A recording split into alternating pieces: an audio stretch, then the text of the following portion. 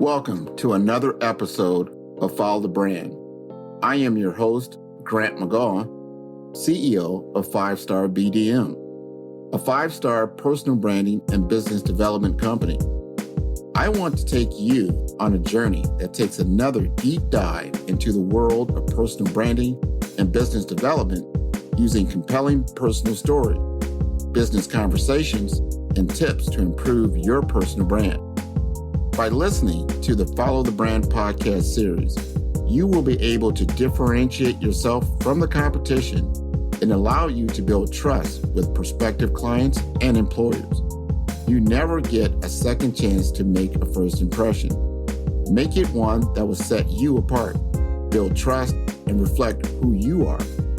Developing your 5-star personal brand is a great way to demonstrate your skills and knowledge. If you have any questions for me or my guests, please email me at grant.mcgaugh, spelled M-C-G-A-U-G-H, at 5-star BDM, B for brand, D for development, M for masters.com. Now let's begin with our next 5-star episode on Follow the Brand. Welcome to the Follow the Brand podcast. I am your host, Grant Mcgaugh, and I want to welcome you to our special edition episode. Those with an executive presence work well under pressure, communicate clearly, and have a confident, capable persona. Although executive presence may seem like a natural ability that predisposes some professionals for the executive suite, it's more often an important skill that takes hard work to achieve.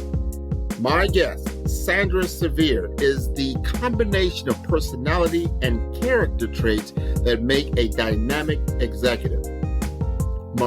Sandra Severe is Senior Vice President and Chief Executive Officer of Jackson North Medical Center Hospital, a 382-bed acute care hospital located in North Miami Beach, Florida.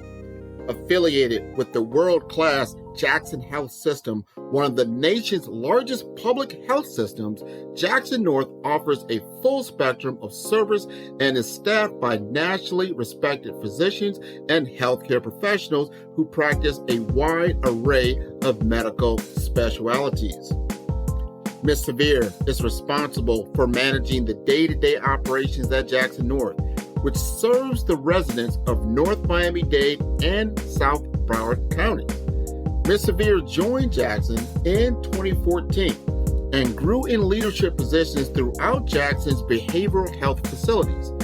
She most recently served as Jackson Memorial Hospital's Chief Operating Officer, nimbly overseeing a wide range of ancillary and support services for the health system's 1,547-bed flagship facility. During her time at Jackson Memorial, Ms. Severe provided administrative oversight of the hospital's $100 million construction project to build the 3-story UHealth Jackson Critical Care Pavilion, a facility that adds 79 ICU beds to the organization's critical care capacity. She was also the executive who led on Jackson's robust COVID-19 lab operations, which provided nearly 200,000 COVID tests to patients, physicians, and employees during the pandemic, and was a model for other healthcare entities in developing testing algorithms used to ensure patient safety and throughput. Prior to joining Jackson, Ms. Severe served as director of Nicholas Children's Hospital's Early Intervention Program, the largest federally and state-funded program at the Children's Hospital that provided services for children with special needs, and as a healthcare policy consultant for Smile Initiatives of Massachusetts, a mobile dental clinic that provided comprehensive on-site dental care to schools and government officers throughout New England. Ms. Severe is an adjunct professor at Florida International University's Nicole Wertheim College of Nursing and Health Sciences, and is a regular guest lecturer and panelist at Florida Atlantic University's College of Business. She is a member of several organizations, including the American College of Healthcare Executives, the National Association of Health Services Executives, the United Way Women United and Young Leaders, and Delta Sigma Theta Sorority, Inc. A native of Miami, Ms. Severe earned her PhD in Public Health and Disease Promotion from Florida International University, as well as a Master of Public Health and a Bachelor of Arts in Political Science from Tulane University in New Orleans. Let us welcome Marie Sandra Severe to the Follow the Brand podcast, where we are building a 5-star brand that you can follow. Welcome, everyone, to another fantastic week on the Follow the Brand podcast. I always look to special guests that I can bring to my audience that can add value, that can add knowledge, that can add excitement, inspiration. And I have found it today in Miss Sandra Severe. She is the CEO of Jackson North Hospital, an iconic hospital in North Miami that has been historical for a long period of time as a beacon of care for our community. So I would like to introduce you to Ms. Severe. We're going to have a candid conversation about her career, who she is as a person, and I believe we will all come away a little bit better off than we were before. So Ms. Severe, you'd like to introduce yourself? Hi. Yes, number one, thank you for having me. My full name, Marie Sandra Severe. People do call me Sandra. And a lot of pockets call me Marie as well. So I always like to make sure people know both. And so as you mentioned, I'm the CEO at Jackson North Medical Center, a division of Jackson Health System. And we're a 382-bed acute care facility. And we're located in North Miami Beach. Technically, we're unincorporated, I think, but we're right there at North Miami Beach. So we consider ourselves a hospital that serves that area, as I've said to the commissioners and city manager, right? So that's who we are. I mean, we're really proud of the institution that we have, where we're going. A lot of work has been put in place into the space. And my goal is to continue to build upon that, and where we can be stronger, better, to identify it and do so, simply because I think it's what's owed to the community. We serve a large variable community, but certainly a large community of color. And we want to make sure that the care that they would receive anyplace else, they can be confident that they will receive the same, if not better care here. And that's the mission I'm on. Well, you are on a grand mission. I've been to the facility fairly recently, and I was like going over there. And I went over there recently, and I ran into you, and physically, and it was good to see you, because I've seen you, for far and virtual and that kind of thing. But it's always good. I remember a couple of years back. I don't even think it's been that long, and I had nominated you to be recognized as a senior leader through Legacy magazine. Do you recall that? So there was one about 10 years ago, but when it was called Success South Florida. Wow. And I was so there was that one, and of course the most recent one. That at that time it was 40 under 40. Yeah. And most recently, yes, the most influential and powerful Blacks in South Florida. So thank you so much for that nomination. That was really, really cool of you. I was like, I wonder how I got here. It's just amazing, because it shows that, number one, how connected you are to the community. That's really what impressed me most. Not even my nomination, the fact that, we hadn't had a chance to connect directly. Like I said, I watch the podcast, and, you have that LinkedIn connection, but I was like, he is really out there watching and keeping an eye out on, just that Black excellence. And that was just beautiful. So thank you. Well, you shine a bright light, shine a very bright light. And you brought something to my attention that I did not know at Jackson. right now that you have 4 female leaders as CEOs, you definitely are living and breathing diversity, equity, and inclusion at Jackson Health. And I like that. But I want to step back because I don't think a lot of people know that you're homegrown right here in Miami, Florida. Yes. Tell us just a little bit more about your background. So my family is Haitian. That's probably the proudest source of my background there is. So my mom came to the country. My grandma sent her over and said, all right, you'll be, I'm sending you here, and be prepared for your siblings to come. You'll be watching them as she continues to, make a living to support the family.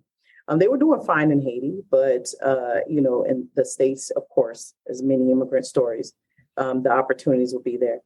So little did my grandmother know, within a year, my mom would get pregnant and have me. And so my mother is phenomenal, just amazing, sacrificed so much, worked 25 years as a housekeeper to make sure her kids and her siblings were provided for. So anyway, she descended upon Miami. I went to school. I've been through all the local schools, right? I started off at Santa Clara Elementary, went to Comstock Elementary, then over to Kelsey Elfar, and continued to live there after Kelsey, 6th grade. For 6th grade, I went to Ruben Dario Middle School. So I was bused. So still lived in the area. I lived in the, Liberty City, and that's where Kelsey is. So I grew up in Liberty City and Alapata for the most part. After middle school, I then went to G. Holmes Braddock. Again, still bused. I still lived in Liberty City, Alapata areas. And I say that because my mom always found a place that was within 10 blocks. We were somewhere between 35th Street, Northwest 21st Avenue, and like 46th Street, Northwest 17th Avenue. So, that's pretty much where we were. And so, yeah, I went to G. Holmes Braddock, like I said, bus there, got at 4:30 in the morning, get to school. And then finally, right before I went off to college, my mom moved to North Miami and bought her first house there, where she still lives to this day. And then, of course, after that, I went my home school, just to kind of level set for everyone. My home school would have been Miami-Jackson, senior high. That would have been my home school. And that's where my aunts and uncles graduated from, those who were, when they came to the country. And from there, I went on that's when I left. I went to Tulane University in New Orleans. Why? I mean, Tulane, did you get offered a scholarship? Or, New Orleans, you went over there. So I love telling the story because it's the truth. So basically, at the time, we certainly couldn't travel to visit schools. We couldn't afford it. But at the time, for those students who couldn't travel, you received a VHS tape of, seeing the school's activities, the way it looked. At that time, I was deciding between University of Miami, Spelman, and Tulane, and there was some other, and University of Florida, or a couple of other options, but those were the main ones I was looking at. And number one, Tulane offered the most money, which is really tells you like one of the opportunities we have with particularly schools of color, just investing back into them. When I say schools of color, I mean HBCUs, investing, making sure that for those students who can't afford it, that we have a robust scholarship program for them. But I went to Tulane merit-based scholarship, but I still had grants and loans, but I had the fewest amount of loans there. But between that, the other part is that I heard a lot about this Creole population. Yeah. And in my head, I was like, oh, perfect. Not only do I get to, go to school and have fewer loans, but I'll get to be around other Haitians and continue to just, be around my culture and see how it is to be Haitian in another state. I would say by the time I left Tulane after my bachelor's and master's, I probably met 4 Haitians. That's where I learned that Creole meant it was a completely different thing. It wasn't Haitian Creole. It was, the culture Creole, the people Creoles. But that's where I met some of my best friends and amazing experience. But that's why between the money and the fact that you couldn't tell me that there weren't going to be a bunch of Haitians there. So. Oh my God. And I know New Orleans they got flavor. I mean, I tell everybody that story. And I met Andre Boyd and I told him in Miami. And I remember when the Saints came here to play in the Super Bowl, I have never, ever seen another culture take over South Beach like these people from New Orleans. That said, man, they bring a lot of flavor. So I like them. They're very good. Let me ask you this. Mm-hmm. From that background, and then where you sit now as a senior executive, what helps you even today to be effective? I'm going to tell you two things, and anytime I speak, I say these because I want to make sure that it resonates. Number one, authenticity. I try to be me.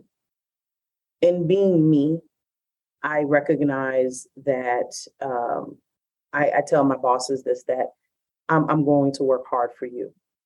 I will work hard for you.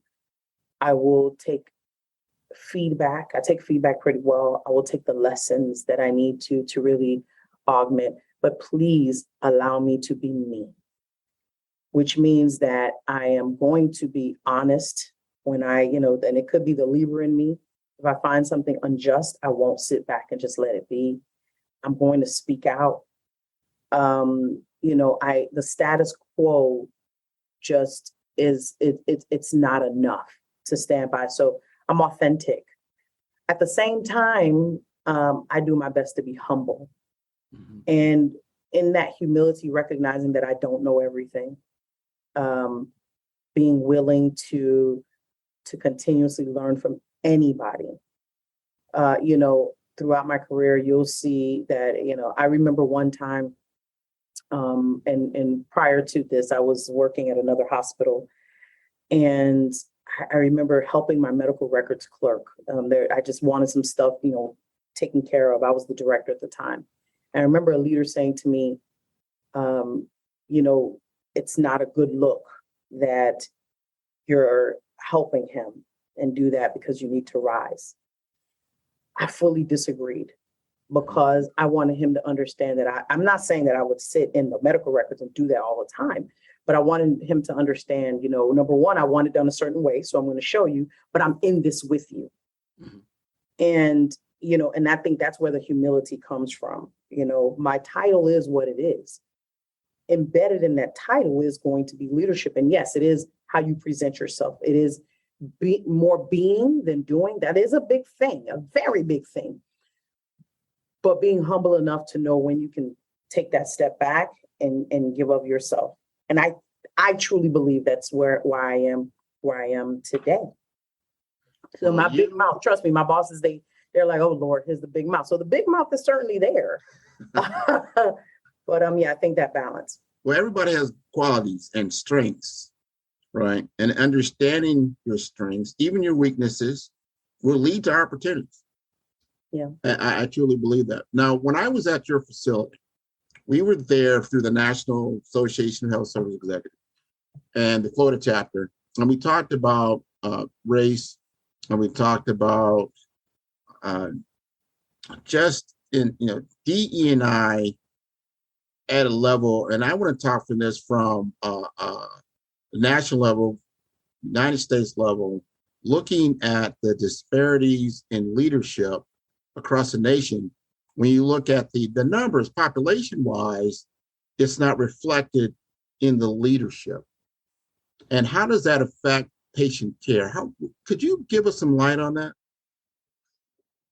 When you mean from the leadership perspective? Just a lack of leadership, like lack of representation. I've looked at a lot of different systems, and no matter how big they are, some are very, very huge. They're in population centers where there are, just a lot of people, over 30-40% of people of color in those areas. I can no longer make the arguments like, well, there's just not enough qualified individuals they can take on senior leadership roles or even sit on boards. But when you start looking at, there's only women represented maybe in, 3 to 7% of these systems. That's very low, 3 to 7%, when 50% of the population is women, right?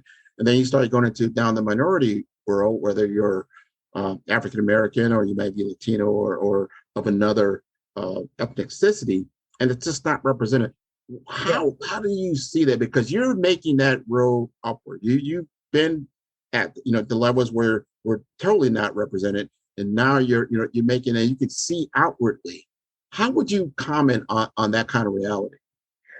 So bottom line, it affects patient care. It does. Because here's the thing. Trust is the one word that, sometimes we look at these words and we think they're cliche buzzwords, but they're real. So if I'm a patient in a bed, I don't speak English, right?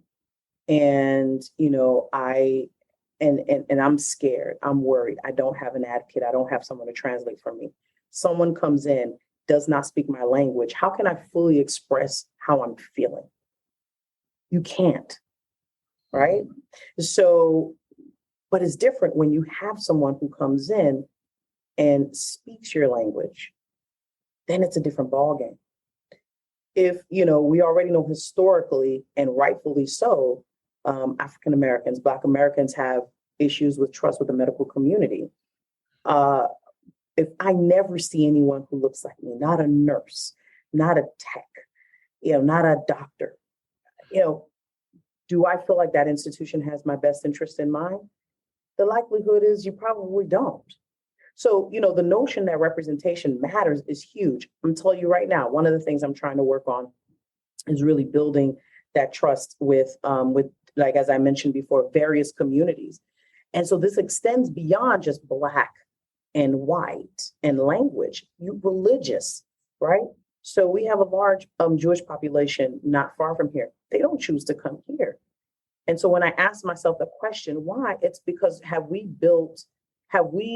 within our hospital infrastructure, have we provided a space that allows them to come and be able to worship, or the mores that align with their faith can at least be respected when they're here?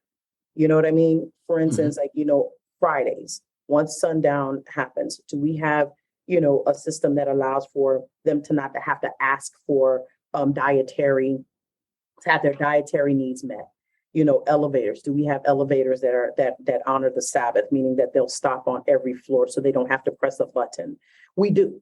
But my point is that that trust, you have to earn that. And so, yes, it impacts patient care when you're looking at the providers, but also from the leadership perspective, right? So, when I'll tell you, anecdotally, from the moment I got into this position, the number of women, Black women, Haitian women, Black men, who have just come and said, you made me believe this is possible. Now I can speak too. And it's not about just appeasing, but they see the move towards inclusion, the need, the move towards someone who can represent their voice. I'm not saying everything you want all of a sudden magically happens, but it just shows some level of connectivity to the community that's being served. This is wonderful. I remember when we were at your facility, we talked. One of the things I brought up is that we don't have all the people in the room that we need to have in the room. So I would say, especially to my Caucasian listeners, and I have a lot of them, is that when you see these these events taking place, and they're talking about diversity, equity, inclusion, that means you. That means you. We have to have a community discussion because everybody has different cultural perspectives on a lot of different things. And it's an opportunity to have a collective understanding. And I think it's healing for us as a community.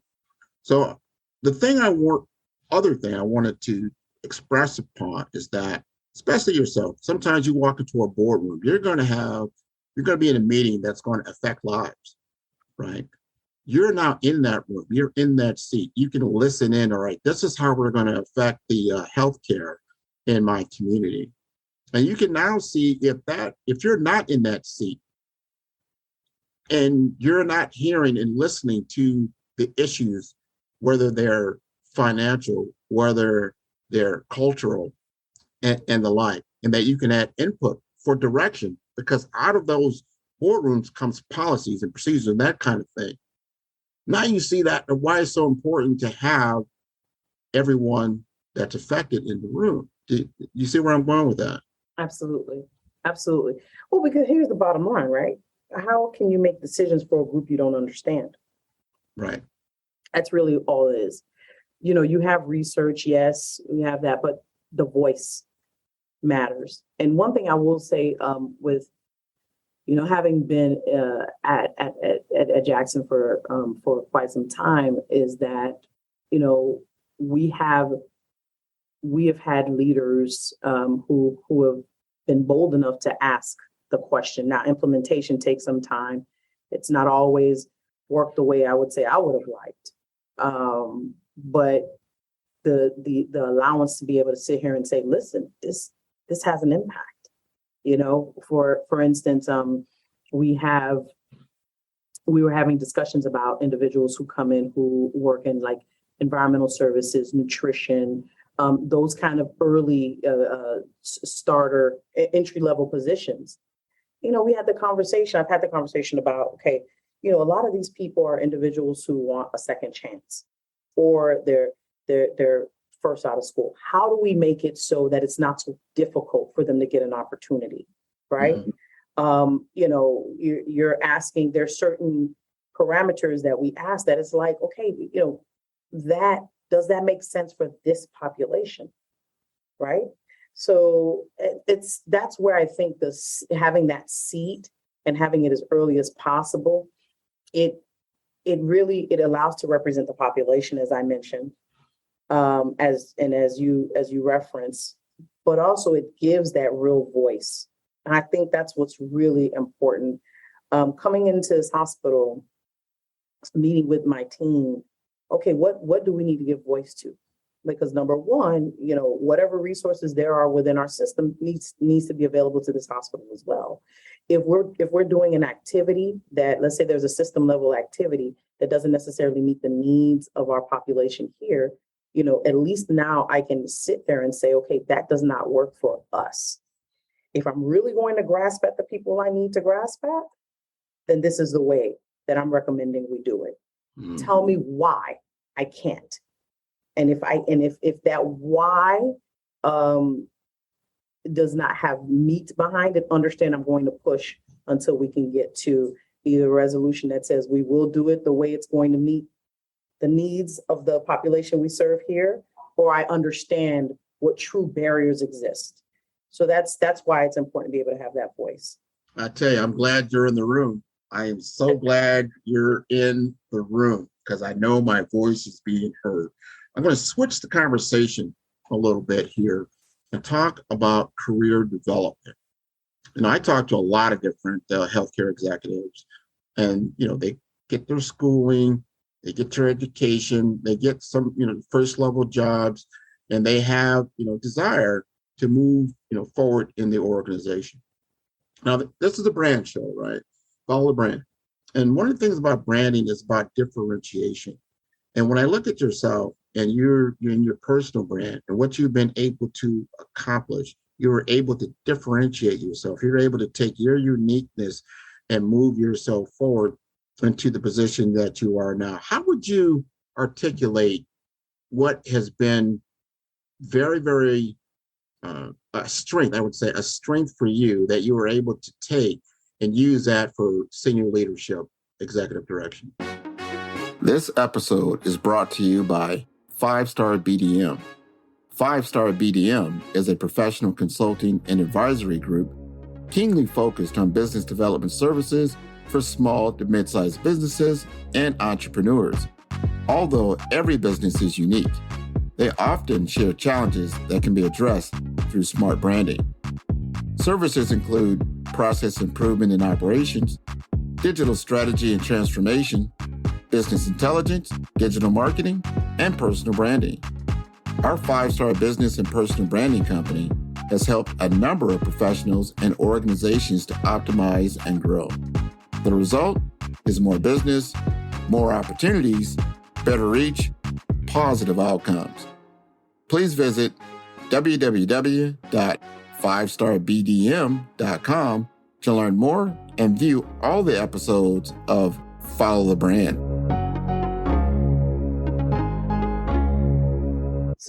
So that's a great question. So I'm going to start off by, I'm actually going to give you my weakness first and really underlay that with what I believe has actually helped.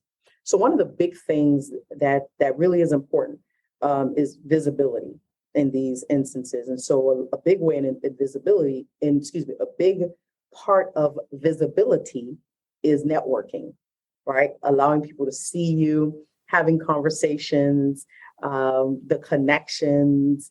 It's such a great way. That is my biggest weakness. I am the antithesis of a networker.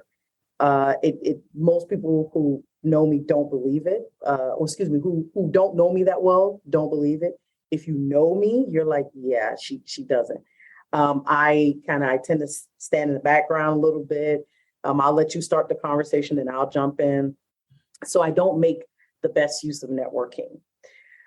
So what has helped me, I think, is I'm very results oriented. Mm-hmm. So I look at, okay, what needs to be done, and by any means necessary, I work to get that done. And whether it, with a team, myself, and one of my bosses said this to me. David Zambrana, the current chief operating officer of the system, he said this to me, and it's stuck with me forever. He said, one thing about you, you are implicit about your word. You are, when you use exquisite in it, rather. What you say, you're going to do. And if I can't get it done, you will understand well in advance. And if I miss the mark, I own up to it. So I try to give results. That has been the differentiator for me. And so what's happened is people have gotten to see, okay, wow, she led this or she did this along with the team. You know what I'm saying? So that's been the way I've gotten by, because putting myself out there has not been the thing I've been good at. Even now, my friends, we have the conversations and they're like, my chief operating officer for this facility, Ryan Hawkins, he's very well-versed in the community. He's been a legislative aide. And sometimes we'll go out and this 4 months and he'd be like, you have to go and talk to this person. You have to, these people are eager to meet you. You have to do this because I get nervous. Which is weird because in public speaking, I'm a public speaker. No big deal, but it's bizarre. But yeah, results oriented. That's where results can speak loudly for you. That's part of the brand. What are people saying about you when you're not in the room? Well, if your results are in the room, they speak a lot about you, right? And then it's just a matter of getting to know you. Who is the person behind these stellar results? And and you do, over time, you have to assess your comfort zones. It's okay, I've got to get comfortable being uncomfortable in certain situations, especially, as a CEO, it is a community facing role, yes. Right? yes. I learned that very quickly.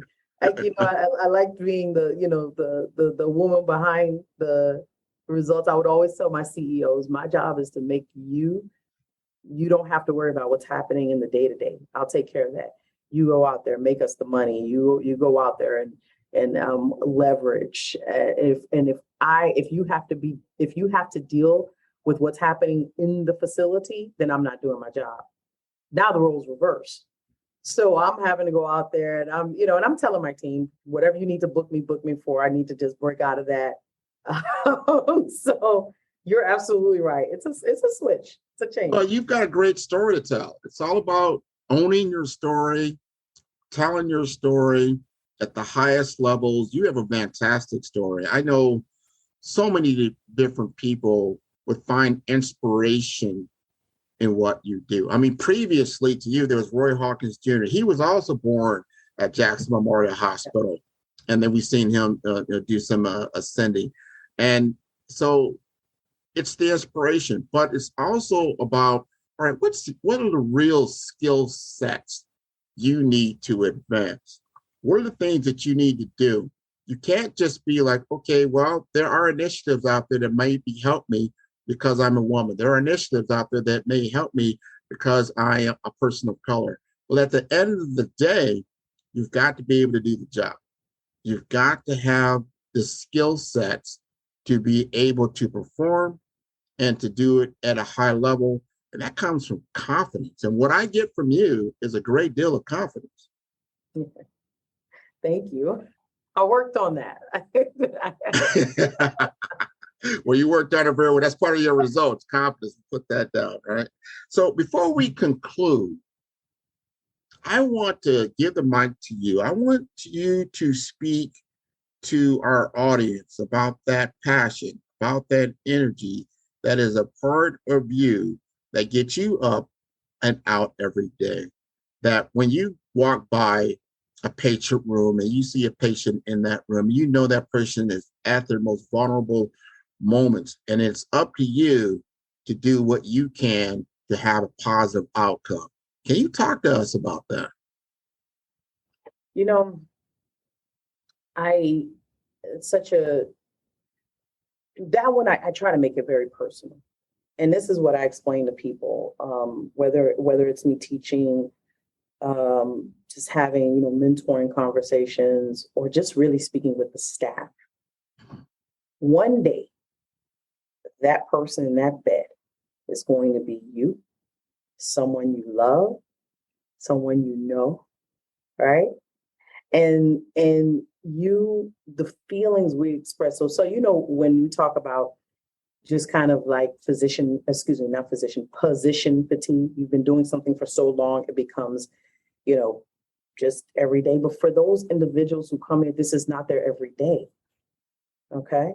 No one chooses to come to a hospital. We gotta understand that. Unless you have like Munchausen, no one chooses to come here.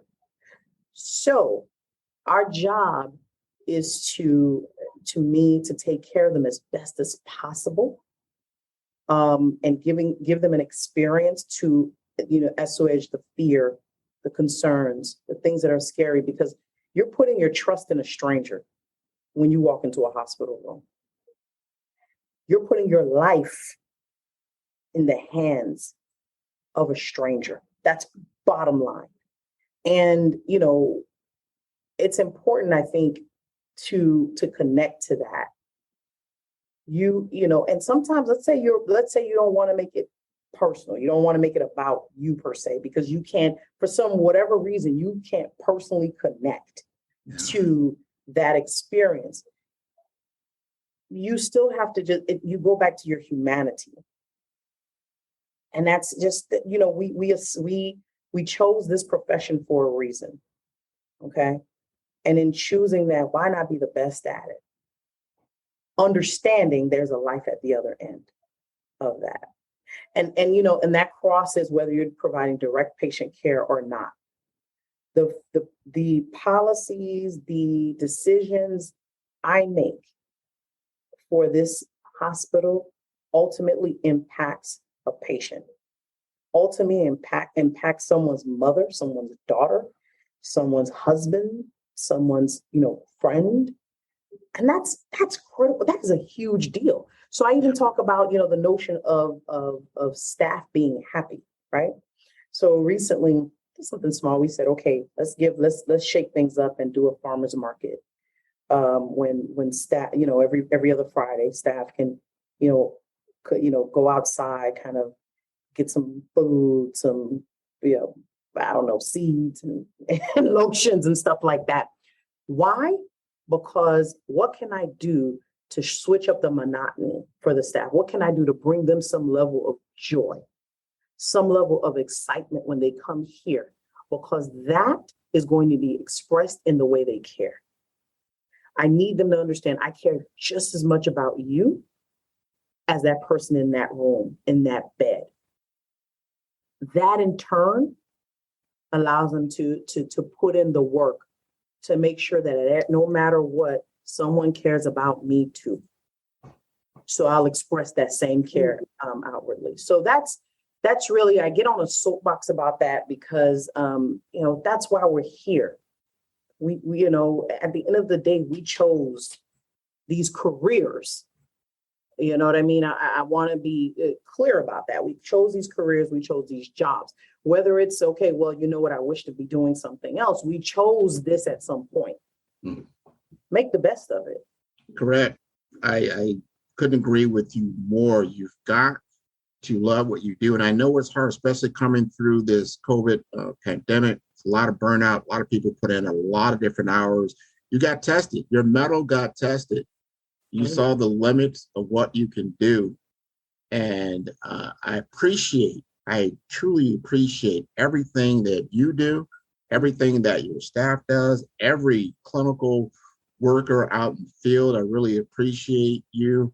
We could not have got to where we are right now without your care, about your sentiment, about your empathy toward the situation. I tell people they didn't create COVID. They're trying to get us past this, right? So it is a great challenge in what you do. So if the audience would like to get in touch with you, what is the best way? So LinkedIn actually works here. I tell everybody this. It may take me a little while, right? But I will get back to you, especially the individuals who just have questions about, mentorship and just want some advice. I think that in our roles, in our positions, Grant, you, myself, and all of the other leaders, that it's required. Even if it's just to say, hey, you're on the right path. And so I want people to feel comfortable in asking that. So LinkedIn, Sandra Severe is a great way to reach out to me. And I'll do my best to get back to you as soon as I possibly can. Well, thank you for reaching out to me and having this interview on Follow Brand. I encourage the audience to tune into all the episodes on Follow Brand at www.5starbdm. That's B for brand, B for development, and for masters.com. Thank you very much. You take care.